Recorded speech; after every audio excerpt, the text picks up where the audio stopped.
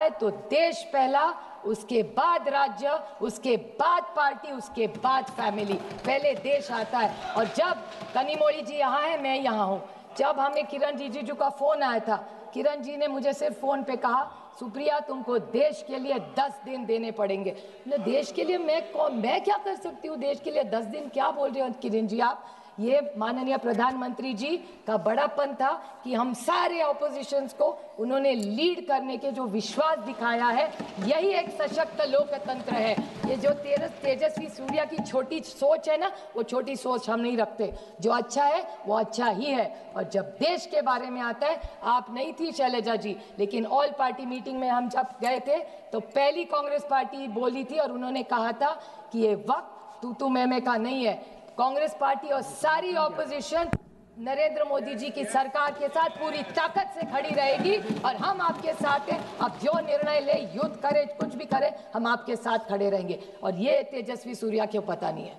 तो मैं ये जो नए लोग आके पता नहीं क्या क्या हमको सुना के जाते और गलत इतिहास बनाते और रिकॉर्ड पे गलत लाते, इसके लिए मुझे दुख हुआ उनके भाषण सुन के। उनके लिए बहुत अंधा भक्त होते काय असेल। नदर थिंग ही सेड, एनआईए के बारे में बोल रहे थे। किसने एनआईए शुरू किया?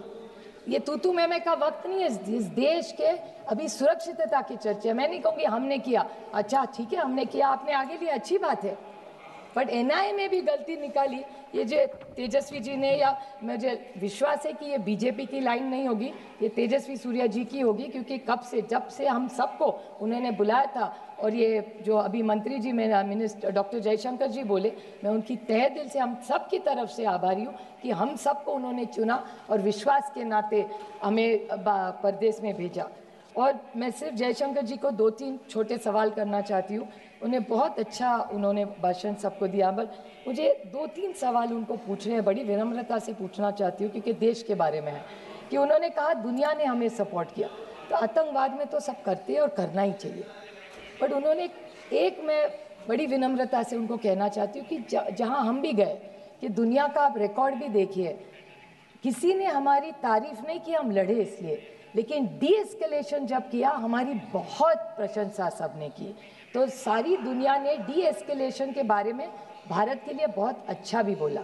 तो जब बाकी के इनके जो सांसद है कहते हैं अभी घुस के मारेंगे और वो सब लैंग्वेज, वो सब ठीक है, कहने के लिए बहुत अच्छा भी लगता है, लेकिन इस दुनिया में जब लड़ाई होती है, आप भी एक महिला है, मैं जानती हूँ, संवेदनशील महिला है आप बताइए मुझे, जब हल्ला होता है तब क्या होता है? सिर्फ विधवा महिलाएं रहती है और बच्चे रहते, क्या मिलता है किसी को? तो मेरे ख्याल से डायलॉग्स, टॉक्स, ये सारी बातें हम सब कह के आए कि terrorism, blood and water can not flow together. Anurag ji है यहाँ, वो रोज बोलते थे, हम 10 दिन घूम रहे थे कि cross border terrorism, terror and talks can not together, we were साथ में थे हम उसमें, मेरे ख्याल से किसी ने। और जब ऑल पार्टी मीटिंग में हम गए थे तब हमने कहा था कि अगर आप युद्ध करेंगे तो हम भारत के साथ रहेंगे, जो भी करेंगे आप।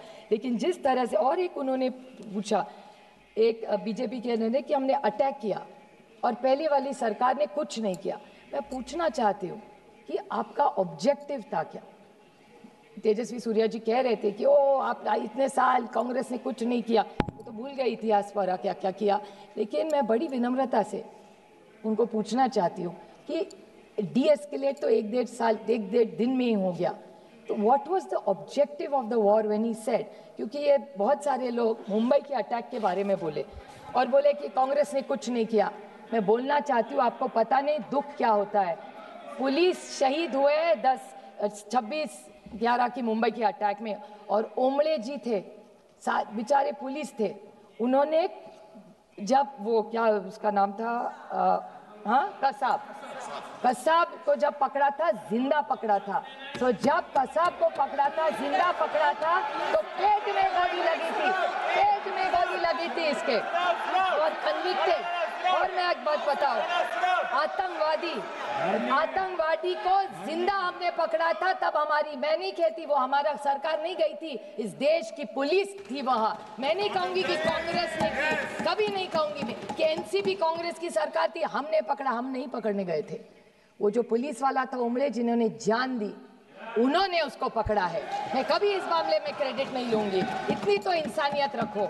नवंबर 21 में उसको फांसी हुई थी, नवंबर 21 में, हिसाब देती हूँ आपका, पहले कन्विक्ट हुए 2010 में, उसके बाद Mumbai high court, supreme court, mercy petition, execution carried out, और नवंबर 2021 में पूना में इसी को फांसी हुई थी अकबर कसाब को। ये काम हमने किया है, हमने नहीं किया, सबने मिलके किया है, इन्होंने भी तब साथ दिया था, और जो सच है वो सच है। अब मैं बोलूँ सर कि पहलगाम, पूंछ, राजौरी, इस पे मैं डिबेट पे भी आऊँगी, और मैं किसी ने यहाँ नहीं बोला, लेकिन मैं जम्मू कश्मीर की सरकार और वहाँ के मुख्यमंत्री के बारे में ज़रूर बोलना चाहती कि उमर अब्दुल्ला जी ने इमीडिएटली असेंबली में, और सारे एमएलए किसी भी पार्टी को हुआ, उनकी मैं तहे दिल से आभारी हूँ कि सारों ने यूनानिमसली कंडेम किया कि अटैक नहीं होना चाहिए था। तो ये सब के ने वहाँ कभी पार्टी तू मैं नहीं गिरे। मैं थोड़े सवाल पूछना चाहती हूँ इस सरकार को। आप सब जिस बारे में बहुत लोगों ने कहा है, लेकिन आपने हिसाब किताब किया इस वक्त का। मैं पूछना चाहती हूँ कि 11 सितंबर 16 में पुंछ का अटैक हुआ, 18 सितंबर 16 में उरी का अटैक हुआ, 14 फरवरी 19 में पुलवामा हुआ, और 22 अप्रैल 25 में पहलगाम का अटैक हुआ। और अब जब हुआ तो पुंछ और राजौरी में भी 16 लोग शहीद हुए हैं और 60 लोगों को अस्पताल लेके गया है। तो जैसे पहलगाम में अटैक हुआ उसके बाद 16 लोगों की भी मौत, शहीद हुए हैं इस देश के लिए। इसके बारे में भी हम सब ने सोचना चाहिए और रिकॉर्ड को उन्हें भी श्रद्धांजलि देनी चाहिए।